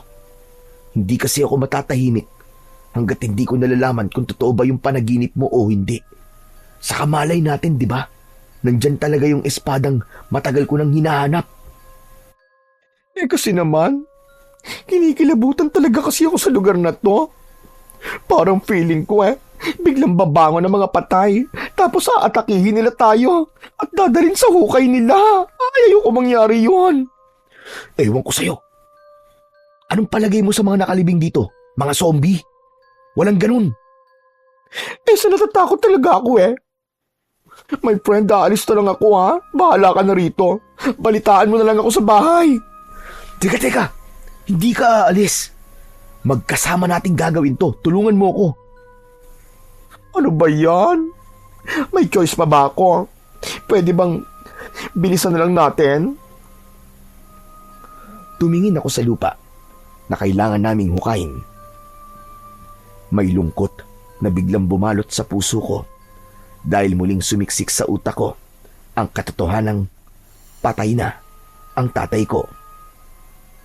Tay, pasensya ka na sa gagawin namin ni Baldo sa libingan mo Pero kailangan po namin gawin to para sa ikatatahimik po ng utak ko. Sana po ay maintindihan nyo kami. Matapos ko yung sabihin, ay binungkal ko muna ang lupa gamit ang piko, habang si Baldo ang nagpapala ng lupa para mahukay yon ng tuluyan. Makalipas ang ilang minuto, ay parehas ng tumatagaktak ang pawis namin ni Baldo. Grabe ha? Mas lalong lalaki ang mga braso ko nito sa ginagawa natin, my friend Wala nang ilalaki ang braso mo. Sagad na yan. Sa tingin ko, konting hukay na lang kailangan nating gawin. Basta dire-diretso lang. My friend, pwede bang sa susunod na gabi na lang natin ituloy ito? Nalusaw na ang face cream sa aking beautiful face, oh. Maglagay ka na lang ulit pag uwi natin. Huwag ka na kasing magreklamo. Ako nga pagod na rin eh. Pero narinig mo ba ako nagre-reklamo? Basta. Pagkatapos natin dito, dapat ilibre mo ako ng dinner ng 1 linggo. Kahit 1 buwan pa. Promise mo yan, ha? Oo na, promise. Tara na, bilisan na natin. Ipinagpatuloy na namin ni Baldo ang paghukay. Hindi na kami nagsalita at itinuon na lang namin ang aming atensyon sa aming ginagawa. Kahit pagod na ako, ay hindi pa rin ako huminto. Napansin ko na mas naging mabilis ang kilos ni Baldo dahil mukhang gusto niya nang matapos ang aming ginagawa. Hanggang sa pagbaon ng piko sa lupa ay may tinamaan ako na para bang kahoy sa ilalim. Nanlalaki ang mga matang napatingin ako kay Baldo. Bakit, my friend? May problema ba? Sa tingin ko ay nahukay na natin ang kabaong ni tatay. Akin na yung pala, dali! Nang iabot ni Baldo sa akin ang pala, ay ginamit ko yon para maingat na alisin ang lupa na nasa aming paanan. Pinaahon ko muna si Baldo sa hukay dahil baka bumigay ang tinatapakan namin. Alam kong gawa sa magandang klase ng kahoy ang kabaong ni tatay, pero hindi ko inalis sa isip ko ang posibilidad na nabulok na yon kahit paano dahil sa tagal na nakabaon nun sa lupa. Hindi nagtagal ay nakita ko na ang ibabaw ng kabaong ni tatay. Mas naging maingat ako ng mga sandaling yon sa pag-alis ng lupang nasa ibabaw nun. Maya-maya pa ay nagawa ko ng alisin ang lupang nasa ibabaw ng kabaong ni tatay. Huminga ako ng malalim bago ko inangat ang takip ng kabaong. Bahagya pang nadurog ang ibang bahagi nun dahil sa talagang marupok na yon. Nakita namin ni Baldo ang kalansay ni tatay at parehas kaming nagimbal dahil nasa ibabaw ng kalansay ang espadang matagal ko nang hinahanap.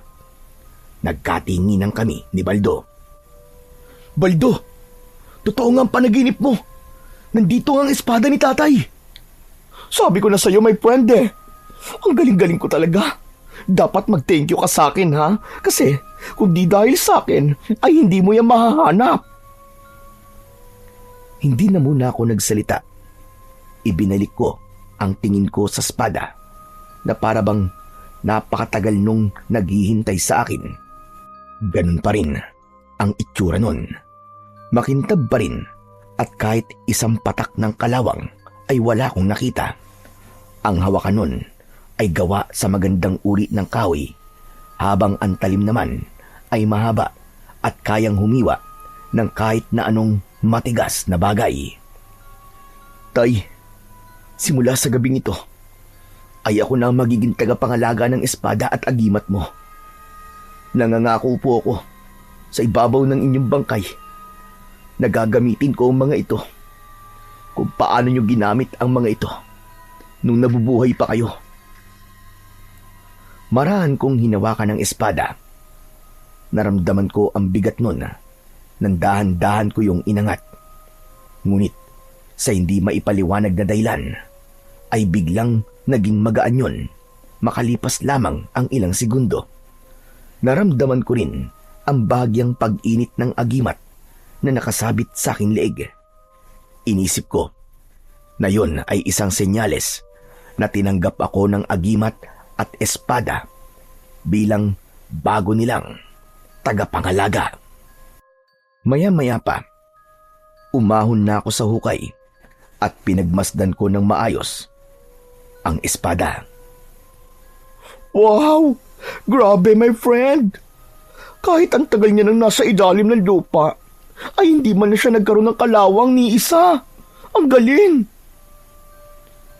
Kakaiba kasi talaga ang bakal na ginamit dito ni tatay. Hindi ba naikwento ko na sa'yo dati na galing ang bakal na yun sa isang bulalakaw na bumagsak sa likod ng bahay namin? Pati tong agimat na suot ko ay doon din galing. Eddie, tapos na tayo rito, my friend. Pwede na tayong umuwi finally. Wow, salamat naman. Hindi pa. Sandali lang.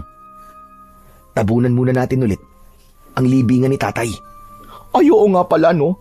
Hindi pwede palang naka-expose ang kalansay ng father mo at baka may mapadaang aso rito tapos isipin na bulalo siya. Naku, delikado pa nagkataon. Sandali kong ibinaba sa lupa ang espada at sinimulan na namin ni Baldo ang paglalagay ng lupa sa hukay habang ginagawa namin ang pagtatabon sa kabaong ni tatay ay naisip ko na tama ang hinala ko na si Lolo Simon talaga ang naglagay ng espada sa kabaong ni tatay para hindi ko yun makita at magamit. Nangangalahati na kami ni Baldo sa paglalagay ng lupa sa hukay nang may naramdaman akong kakaiba sa aming paligid. Naging maalinsangan ng hangin at meron akong naamoy na parabang nabubulok na karne. Huminto ako sa aking ginagawa at nagpalinga-linga ako sa paligid habang pabilis ng pabilis ang tibok ng aking puso. Oh, anong problema, my friend? Bakit ka tumigil? Baldo, may kakaiba ako nararamdaman sa paligid natin. Ha? Ano naman yun, my friend? Hindi ako sigurado eh. Pero parang sinasabi sa akin ng agimat ko na maghanda daw ako. May panganib ako nararamdaman. Diyos ko, ano ba yan? Hindi kaya merong aswang na paparating? Matapos yung sabihin ni Baldo, ay nakita ko mula sa likuran niya ang pagsulpot ng 2 aswang. Malakas kong itinulak si Baldo na naging dahilan para mahulog siya sa hukay. Ay! Aray ko! Aray ang balakang ko! Bakit mo naman ako tinulak, my friend? Pagkatapos kitang tulungan, ganito pa ang igaganti mo sa akin? Sama-sama mo! Hindi ko na sinagot si Baldo dahil mabilis kong kinuha ang espada.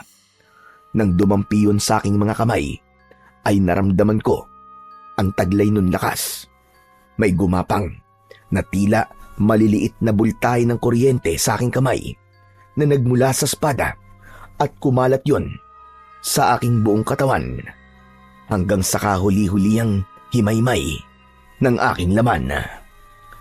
Naglalaway ang 2 aswang na sumugod sa akin.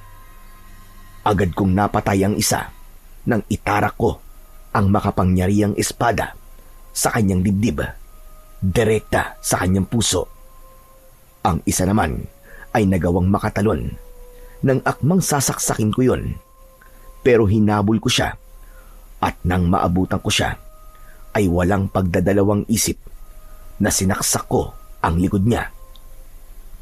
Tumagos sa dibdib ng aswang ang talim ng espada. Nang hugutin ko yon sa kanyang katawan, ay walang buhay siyang bumagsak sa lupa. Luminga ako sa paligid at nakita ko ang ilan pang mga aswang na tumatakbo palayo na parabang natakot sila sa kanilang nasaksihan. Nang masiguro kong wala na ang mga aswang, ay saka ko tinulungan si Baldo na makaalis sa hukay. Diyos ko! Wala na bang mga aswang, my friend? Wala na. Yung iba, biglang tumakbo palayo. Baka natakot. Oo, tama ka. Natakot sila sa haba ng espada mo, my friend. Kahit ako, kung aswang ako, kapag nasight ko yung espada mo, ay magra-run away talaga ako. Ikaw talaga puro kakalokohan eh. Pero totoo nga pala talaga ang kapangyarihan nitong agimat at espada, no? Alam mo, pakiramdam ko kanina ay parang may enerhiyang gumagabay sa akin kung ano ang dapat kong gawin. Ibig sabihin lang yan, hindi na tayo dapat matakot kahit bumalik pa si Lucrecia sa baryo natin, kahit magsama pa siya ng isang damakmak na aswang. Nako, makikita talaga ng bruhang reyna ng mga aswang na yon ang lupit mo, my friend. Sigurado yan.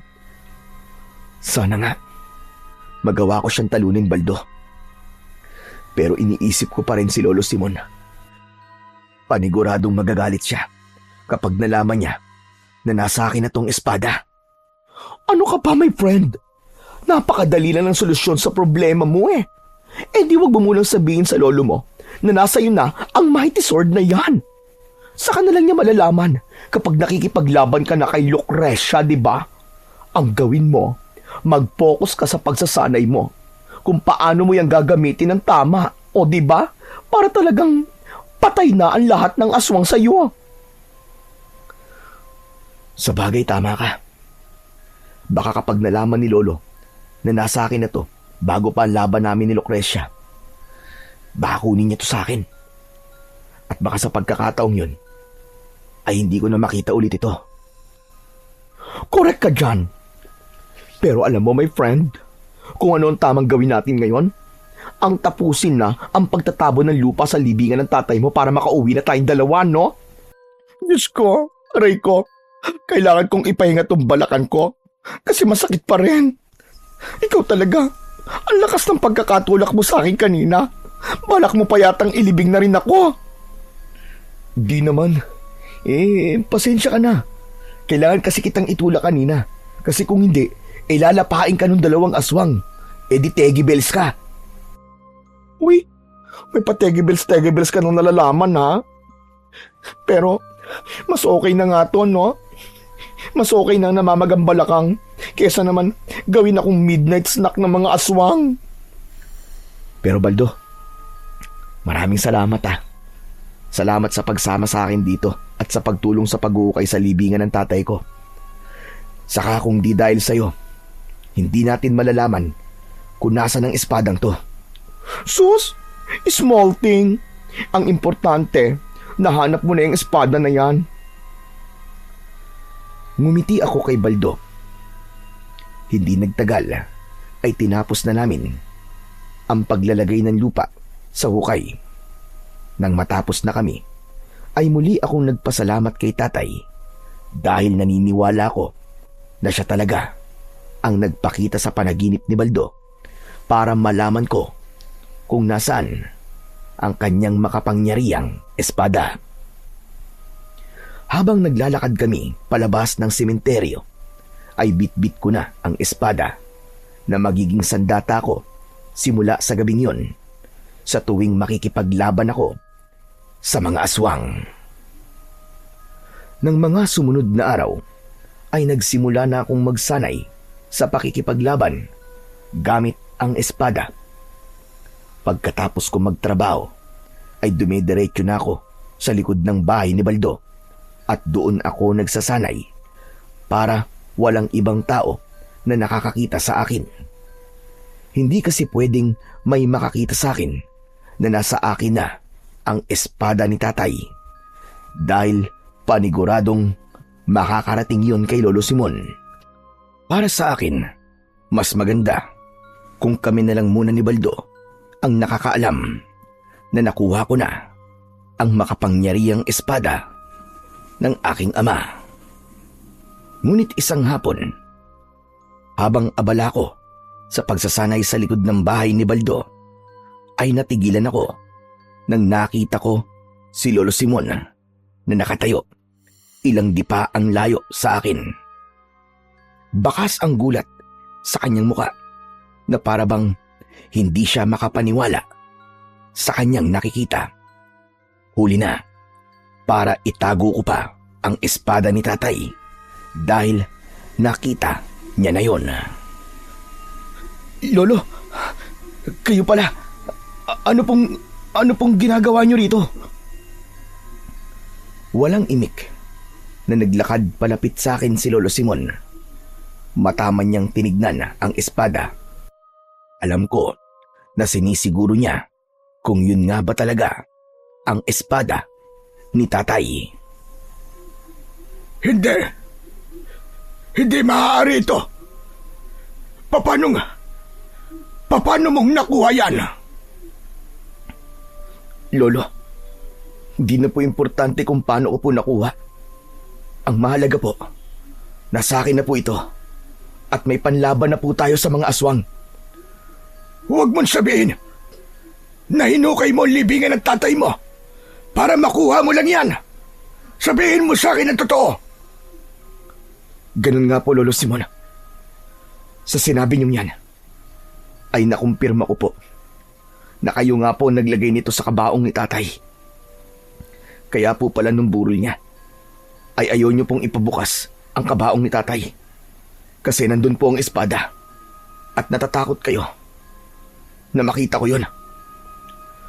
Itinago ko yan doon para hindi mo yan magamit. Umamin ka nga sa akin. Paano mo nalaman na doon ko yan itinago? Dahil po kay Baldo, Lolo.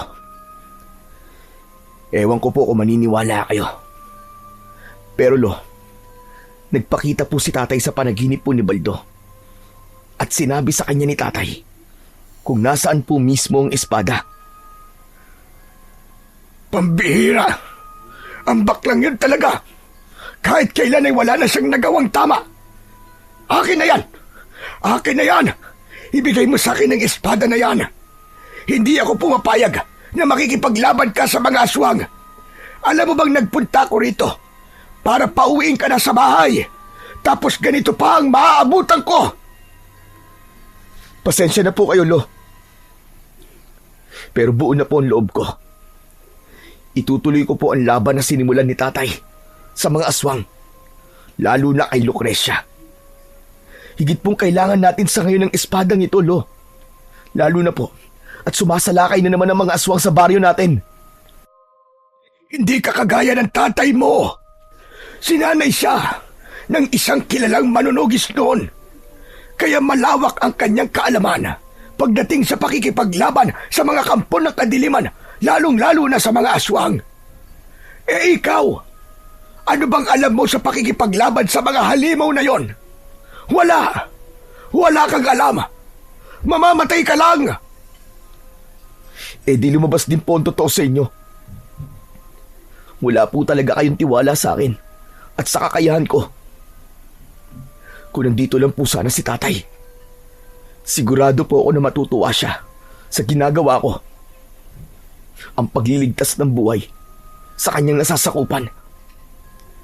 Kaya sana, Lo, ganun din po kayo. Namatayan na ako ng anak. At hindi ko kakayanin kung pati ikaw na apo ko ay mawawala din. Hindi kita pinagbabawalan na makipaglaban sa mga aswang dahilan sa walang kwentang dahilan. Pinoprotektahan lamang kita. Lo, malaki na po ako. Hindi na po ako bata.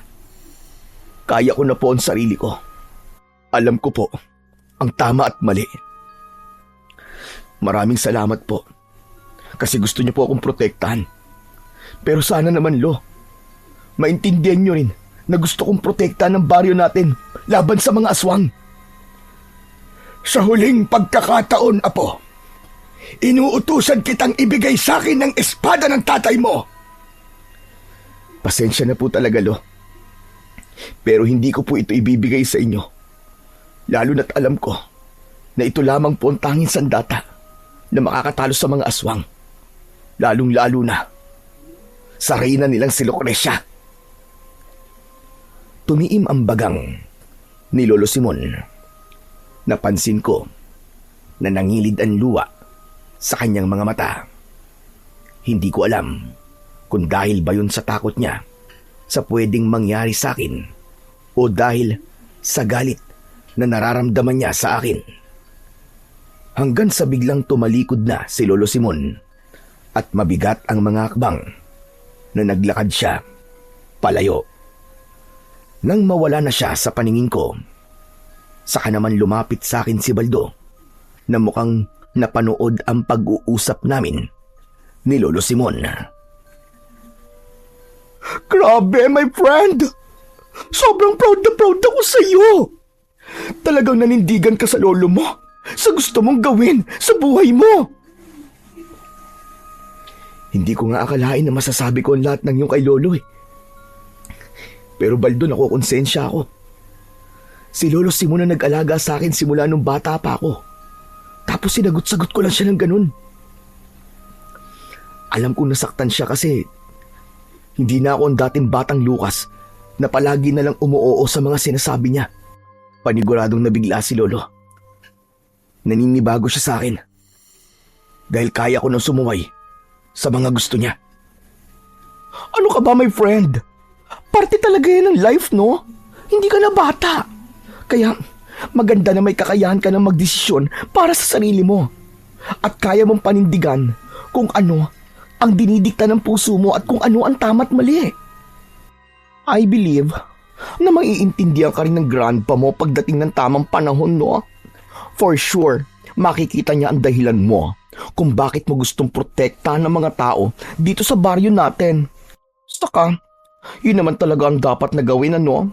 Kahit ako, kung alam ko lang na kaya kong makipaglaban sa mga aswang gamit ang espada at agimat, aba syempre, gagawin ko rin yon.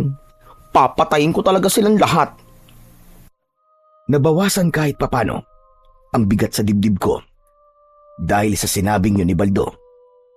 Naisip ko na may punto siya na kailangan kong bigyan ng atensyon ang dahilan kung bakit nasa pangangalaga ko ang agimat at ang espada. Umasa ko na kapag nakita ni Lolo na kaya kong gawin ang ginagawa noon ni Tatay, ay tatanggapin na rin niya ang tadhana na tunay na nakalaan para sa akin. Nang mga sumunod na gabi ay naging payapa sa aming baryo. Wala nang naganap na pag-atake ng aswang, pero hindi ako naging kampante. Naniniwala ako na ang nangyayari ay maihahalin tulad kapag may paparating na bagyo. Yung akala natin ay maganda na ang panahon, pero biglang darating ang isang mapaminsalang bagyo sa oras na hindi natin inaasahan. Patuloy akong nagbantay at nagpasalamat ako kahit papano dahil hindi na sinubukan pa ni Lolo Simon na pigilan ako sa gusto kong gawin. Hanggang isang gabi, habang nakahiga ako, ay napabalikwas ako ng bangon nang marinig ko ang pagkakagulo ng mga tao sa labas. May mga nagsisigawan at humihingi ng saklolo. Hindi nagtagal ay isang nakakatakot na boses ng babae ang aking narinig. Ilabas niya ang lalaking may hawak ng espada ni Diego. Iharap niyo siya sa akin. Dahil kung hindi, ay papatayin ka ang matandang ita. Nagmamadali kong kinuha ang espada. Maging si Baldo ay nagising na rin. OMG! Sinong babaeng naghahanap sa'yo? Si Lucrecia, Baldo. Dumating na ang gabing hinihintay ko. Makakaharap ko na rin siya. Dito ka lang sa loob ng bahay mo, Baldo. At huwag kang lalabas. Kahit na ano pang mangyari, naiintindihan mo. Walang kahit katiting na takot na lumabas ako ng bahay ni Baldo. Pagdating ko sa gitna ng aming baryo, ay doon ko nakita ang reyna ng mga aswang na si Lucrecia. Isa siyang babaeng aswang na may nakakahindik na itsura. Ang mahaba niyang buhok ay halos sumayad na sa lupa. Ngunit ang labis na ikinagimbal ko ay nang malaman kong hawak niya si Lolo Simon. Walang hiya ka, Lucrecia! Bitiwan mo ang lolo ko! Sa wakas, nagpakita ka na rin sa akin. Tama nga ang nakarating sa akin na ang anak ni Diego ang bagong tagapangalaga ng espada. Kailangan na kagad kitang paslagin bago ka pa maging malaking tinik sa aking lalamunan. Sinabi ng pakawalan mo ang lolo ko eh! Kung yan ang gusto mo, ay pagbibigyan kita.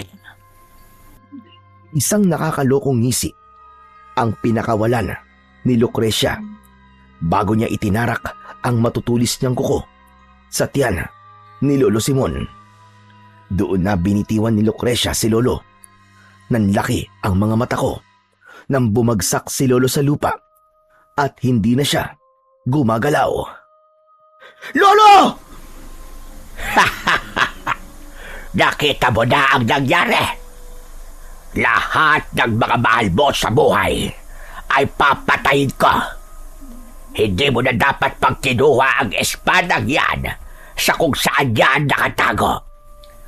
Lahat ng magiging hadlang sa pagbabalik ko sa baryong ito ay papatayin ko. Hayop ka! Demonyo ka! Ikaw ang papatayin ko! Galit na galit akong sumigaw habang naglalandas ang mga luwa sa aking magkabilaang pisngi. Nang sandaling yon ay inisip ko na patay na si Lolo Simon, kaya binalot ng matinding puot ang aking puso. Mahigpit kong hinawakan ang espada at tumakbo ako papalapit kay Lucrecia. Isang malakas na halakhak ang pinakawalan ni Lucrecia at nang malapit na ako sa kanya ay bigla siyang nawala. Nagulat ako nang naramdaman ko ang presensya niya sa likuran ko. Bumaon ang mga kuko niya sa likod ko at napasigaw ako dahil sa labis na sakit. Mabilis akong humarap sa kanya. Walang-wala ka pa sa kaligkingan ng iyong ama. Talagang magkarapat-dapat ka sa agimat at espada na yan. Sa tingin ko ay hindi. Masyadong mataas ang ambisyon mo para sabihin na kaya mo akong patayin. Hindi ko sinagot ang sinabi na yon ni Lucrecia dahil alam ko na paraan niya yon para bumaba ang tingin ko sa aking sarili. Walang ibang nasa utak ko ng mga sandaling yon kundi ang tapusin ang buhay ni Lucrecia bilang paghihiganti sa ginawa niya kay Lolo Simon. Muli akong sumugod kay Lucrecia at nang mawala na naman siya sa aking harapan ay nabasa ko na ang sunod niyang gagawin. Mabilis akong pumihit sa aking likuran at hindi nga ako nagkamali dahil naroon siya. Agad kong itinarak ang espada sa tiyan niya. Napaatras si Lucrecia habang sapu-sapo ang malalim niyang sugat sa kanyang tiyan. Wala ka na bang ibang alam gawin kundi ang maglaho at sumulpot sa likod ko? Kung ganyan ang gagawin mo palagi, ay magiging madali ang kamatayan mong hayop ka. Masyado kang mayabang.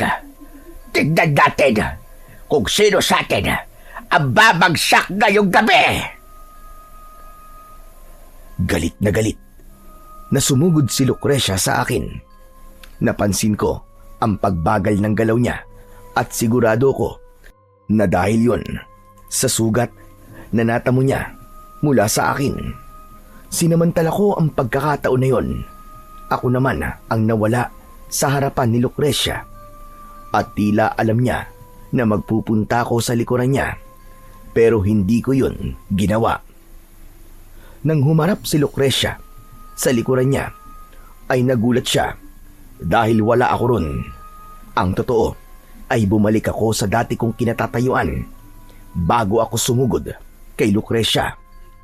Mabilis akong lumapit sa kanya at bago pa niya malaman kung nasaan ako ay itinarak ko na kagad ang makapangyarihang espada sa likod niya. Tumagos yun hanggang sa dibdib niya at siniguro ko na tinamaan ng espada ang puso niya para wala na siyang ligtas sa kamatayan. Hindi! Hindi ito maaari! Hindi ikaw ang papatay sa reynang kagaya ko! Nagawa ko na, Lucrecia. Nagawa ko na. Tapos na ang paggasik mo ng kasamaan at isusunod ko naman ang lahat ng mga alagad mo! Nang hugutin ko ang espada sa katawan ni Lucrecia, ay padapa siyang bumagsak sa lupa. Umagos ang itim niyang dugo sa lupa at hindi na siya gumalaw. Habol ko ang aking paghinga habang tinitignan ko ang reyna ng mga aswang na minsan nang nakalaban noon ng tatay ko. Naniniwala ako na kung nasaan man si tatay ngayon ay napakasaya niya dahil nagawa kong tapusin ang laban na hindi niya natapos nung buhay pa siya. Nang masiguro kong patay na si Lucrecia, ay saka ko nilapitan si Lolo Simon. Lumuhod ako sa tabi niya at iniharap ko ang mukha niya sa akin. Hindi ako makapaniwala nang marahang bumukas ang mga mata niya. Nagliwanag ang mukha ko dahil sa labis na tuwa, dahil inakala kong patay na siya. Lo, buhay kayo! Ang akala ko wala na kayo. Ang akala ko iniwan niyo na ako eh. Hindi ako basta-basta mamamatay, si Raulo. Dahil masama akong damo. Ano nangyari? Nasaan na si Lucrecia? Patay na po siya, Lo. Nagawa ko po siyang patayin gamit ang espada ni tatay. Kung ganon, ay nagkamali pala ako. Mali ako dahil inisip ko na hindi mo kayang makipaglaban sa mga aswang gaya ng tatay mo. Patawarin mo ko, Apo, kung pinagdudahan ko ang kakayahan mo. Gayong ako ang dapat na unang maniwala sa iyo. Dahil apo kita. Kalimutan na lang po natin ang lahat ng yun, Lo. Magsimula po tayo ulit.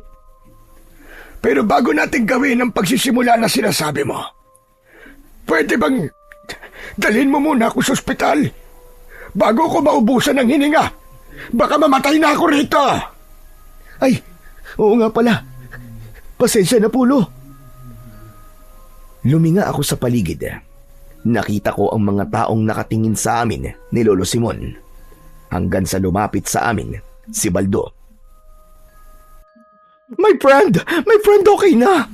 Kinausap ko na si Mang Nestor. Pumayag na siyang gamitin natin ang tricycle niya para madala natin si Lolo Simon sa ospital. Dahil mas malakas si Baldo sa akin, ay siya na ang bumuhat kay Lolo Simon papunta sa tricycle ni Mang Nestor. Natuwa ako dahil hindi umangal si Lolo Simon nang buhatin siya ni Baldo.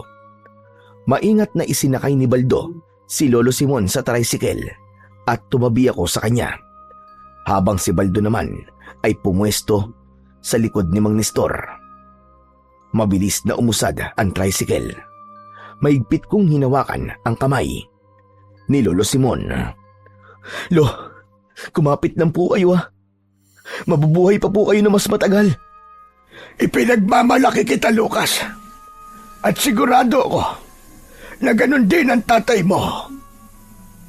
Maraming salamat po. Napakatagal ko pong hinintay na marinig ang mga yan mula sa inyo. Babawi ako sa iyo. Nangangako ko na simula ngayon ay susuportahan ko na ang kagustuhan mong maging isang manunugis na kagaya ng tatay mo. Hindi ko na nagawa pang magsalita dahil tuluyan ng kumawala ang mga luha ko. Pero ang mga yon ay luha ng kaligayahan. Napakasaya ko dahil sa wakas ay tinanggap na ni Lolo Simon ang tadhanang noon pa man ay nakalaan na para sa akin. At yun ay ang sundan ng yapak ng tatay ko bilang tagapagtanggol ng aming baryo laban sa mga aswang. Agad naming nadala si Lolo Simon sa ospital at makalipas ang ilang araw ay nakalabas na rin siya sa ospital. Bumalik na rin ako sa bahay namin. Masaya ko dahil ligtas na si Lolo at unti-unti nang bumabalik ang lakas niya. Napansin ko rin na naging mabait na si Lolo Simon kay Baldo at tuwing nakikita ko silang nag-uusap ng maayos ay gumagaan talaga ang pakiramdam ko. Ipinagpatuloy ko ang araw-araw na pagsasanay dahil gusto kong mas mahasa pa ang sarili ko pagdating sa pakikipaglaban. Naisip ko na kapag may bagay akong gustong makuha at alam kong wala kong tinatapakang tao at makakabuti yun sa akin, ay dapat Hindi ako panghinaan ng loob sa mga sinasabi ng ibang tao dahil mas mahalaga na mag-focus ako sa gusto ko at sa landas na pinili ko. Habang lumilipas ang mga araw, ay mas nagpursige ako sa aking pagsasanay upang maging handa ako sa anumang panganib na maaaring bumalik sa baryo namin. Nangako ko sa sarili ko na gagawin ko ang lahat para protektahan ang mga taong mahal ko at ang lugar na kinalakihan ko. Kahit natapos na ang laban ko kay Lucrecia, ay alam kong hindi roon natatapos ang tungkulin ko bilang tagapagtanggol ng aming baryo laban sa mga aswang.